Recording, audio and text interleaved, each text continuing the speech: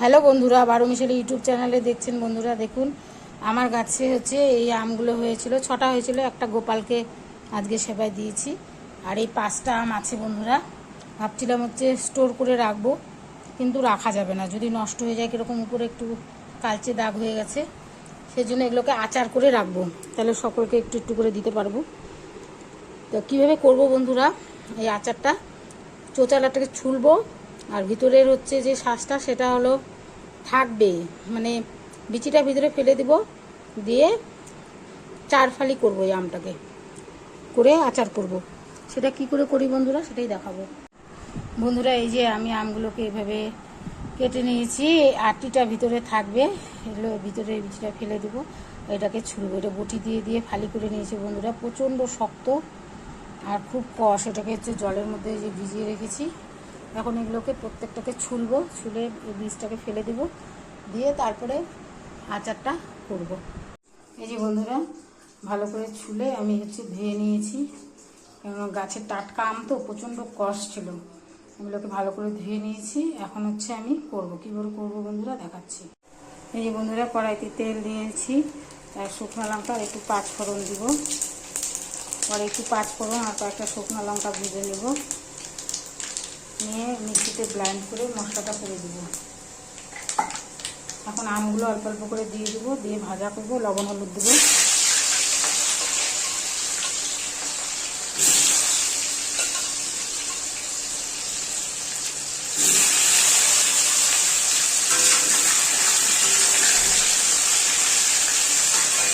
বর্ষার দিনে বন্ধুরা রোদ দিয়ে তো পাওয়া যায় না, এইভাবে আপনারা আমের আচার করে ঘরে স্টোর করে রাখতে পারবেন, অনেক দিন ধরে খাওয়া যাবে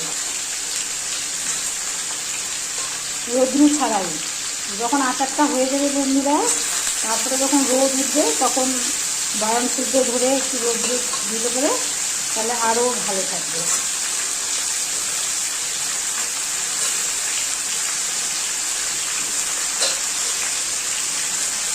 এক এক করে মশলাও দেবো, আর হচ্ছে লবণ হলুদটা দেবো, হলুদ দেবো। হলুদটা একটু বেশি করে দিতে হবে বন্ধুরা, তাহলে নষ্ট হবে না। আর লবণটা, আমগুলো নিশ্চয়ই একটু টক টক হবে, কারণ একটু কাঁচা কাঁচা আছে, তো একটু লবণটাও দিতে হবে বেশি করে। এই যে বন্ধুরা, এটার মধ্যে হচ্ছে লাল লঙ্কার গুঁড়ো, ধনের গুঁড়ো, আর হচ্ছে গোলমরিচের গুঁড়ো, এটা অ্যাড করব। একটু ঝাল ঝাল হবে, মিষ্টি মিষ্টি হবে। আর এখানে হচ্ছে আমি 5 ফোড়ন, শুকনো লঙ্কা, একটু জিরা, এটা দিয়ে ভাজা ভাজা করে নেব। এটা মিক্সিতে একটু ব্লেন্ড করে নেব। আর আমি হচ্ছে গোটা জিরা একটু ভেজে ওটা গুঁড়ো করে রেখেছি, ওটা একটু হচ্ছে এর মধ্যে দিয়ে দেবো বন্ধুরা। এই যে গোটা জিরা,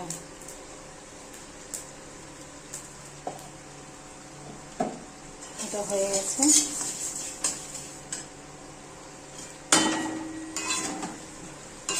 এটাকে এখন এটাকে ভাজা ভাজা করব, করে নিয়ে ওই কড়াইটাতে জল দিয়ে গুড় দিয়ে জাল দিব। এই যে এইদিকে কড়াই বসিয়ে দিয়েছি বন্ধুরা, আর আমি 1/2 কেজি গুড় নিয়েছি 5টা আমের জন্য। যদি মনে হয় মিষ্টি কম হয়েছে বন্ধুরা, তাহলে আবার গুড় জাল দিয়ে ওর মধ্যে ঢেলে দিতে পারবেন।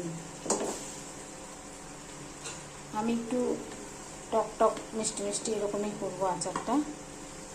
বেশি গুড় দিলে তো ঘ্যাটঘ্যাটা মিষ্টি হয়ে যাবে, বেশি মিষ্টি ভালো লাগে না, একটু টক টক থাকবে, ভালো লাগে খেতে।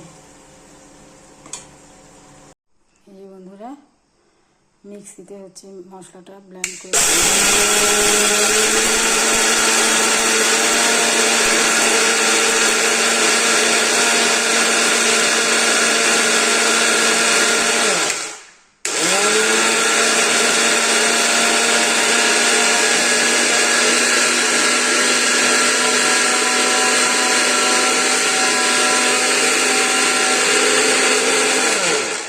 হয়ে গেছে আমার।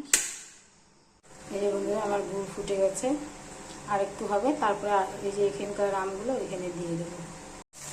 দেখুন বন্ধুরা, আমটা ভাজা ভাজা হয়ে গেছে। এরপরে এই গুড়টার মধ্যে দিয়ে আবার একটু জাল দিয়ে মশলাগুলো দেবো, ভাজা মশলাগুলো মিক্সিতে ব্লেন্ড করে রেখেছি সেগুলো দেবো। তারপরে এই কড়াইতে একটু তেল গরম করে উপর দিয়ে আবার দিয়ে রেখে দেবো। ঠান্ডা হবে, পরের দিন আমি এগুলোকে বয়ামে ভরবো, সেটাও আমি দেখাবো বন্ধুরা। এই যে বন্ধুরা, গুড়ের মধ্যে এই ভাজা আমগুলো মশলা দিয়ে সেগুলো দিয়ে দিয়েছি। এরপরে উপর দিয়ে হচ্ছে গুঁড়ো মশলাটা দিব, আর উপরে আবার একটু সরষের তেল গরম করে দিয়ে এটাকে এখন একটু ঢাকা দিয়ে রাখবো একটু সিদ্ধ হওয়ার জন্য।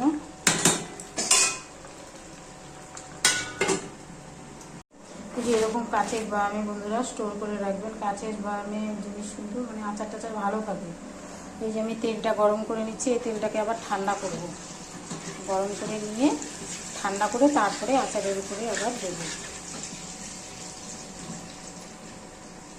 আর এদিকে আমার ইচ্ছে এই আচারটা হচ্ছে হয়ে এসছে বন্ধুরা।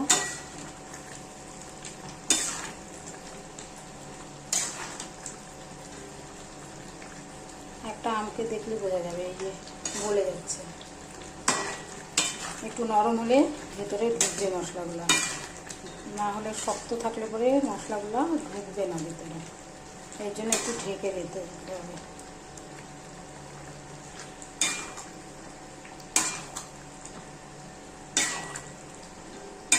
গুড়টার কালারটা কিন্তু এরকম, মশলাগুলো তার মধ্যে পড়ছে বন্ধুরা। কেউ যখন করবেন তাতে যেন না পোড়া লাগে। এই যে আমার তেলটা হয়ে গেছে, আপনি আঁচটা বন্ধ করে দেবো।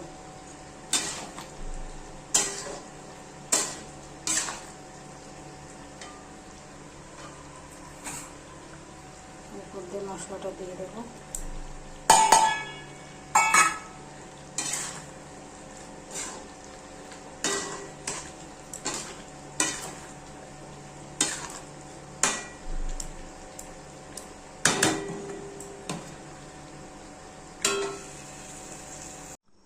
এই বন্ধুরা, দুটো বয়ামে ভরলাম, এখন হচ্ছে তেলটা উপর দিয়ে দিয়ে দেবো।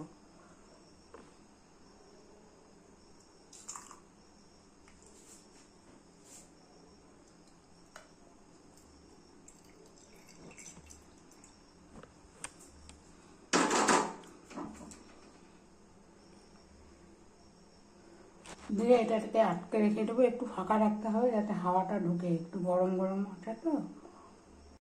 এই গরমের মুখটা আটকে দিয়েছি বন্ধুরা, আর একটু ফাঁকা করে দিয়েছি। এই যে এটা আরও সেম, ঢাকনাটা খুলে রাখবো। তৈরি হয়ে গেলো আমার আচার বন্ধুরা। এভাবে আপনারা করে খান, যদি ভালো লাগে তাহলে লাইক শেয়ার কমেন্ট অবশ্যই করবেন।